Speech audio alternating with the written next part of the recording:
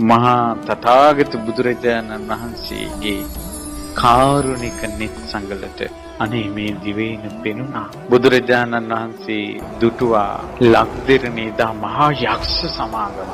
ওই චිත්‍රවල තියෙන යක්කු පළවා හරින්න දුම්මල ටිකකටත් පුළුවන්. එහෙම නෙවෙයි, අතිශයින් භයානකයි.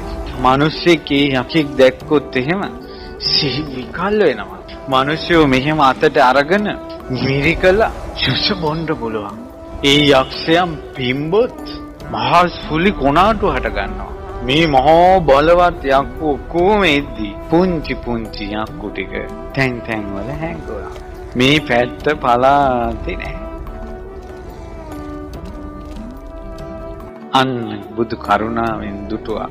එදා හවස් කාලේ සියලු දෙනා එකතු වෙච්ච වෙලාවේ භාග්‍යවතුන් වහන්සේ ඉස්ලාම වැස්සක් එන්නේරියා. මහා වරුසාවක්, හද්දා වරුසාවක්.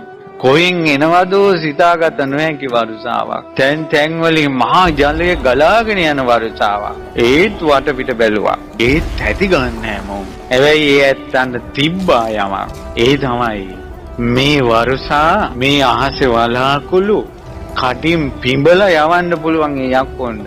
උන්ට පිඹින්න වලාකුළක් පේන්නේ නැහැ. ඒත් වැස්ස වහිනවා. ඊට පස්සේ බුදුරජාණන් වහන්සේ 이르දියක් කළා කියනවා නවවිධ වර්ෂාව. නවවිධ වර්ෂාව කියලා කියන්නේ ගල් වර්ෂා. අහසින් ගල් එනවා මේ හිස ළඟින් යනවා, වැදෙන්නේ නැහැ. හිස ළඟින් යනවා. ඊතල වර්ෂා. මේ එනවා. ඒකට එහෙට මෙහෙට වැද්දෙනවා බයට. හැබැයි වදින්නේ නැහැ, හිස ළඟින් යනවා. පුදුම වෙහෙසක් දැරුවා කියනවා. හති දාගෙන ඇස් ලොකු වුණා, තෙටි ගත්තා. අධික සීතල දැනෙන්න ගත්තා. එසැනින්ම මහා අන්ධකාරයක් පැතිරිලා ගියා.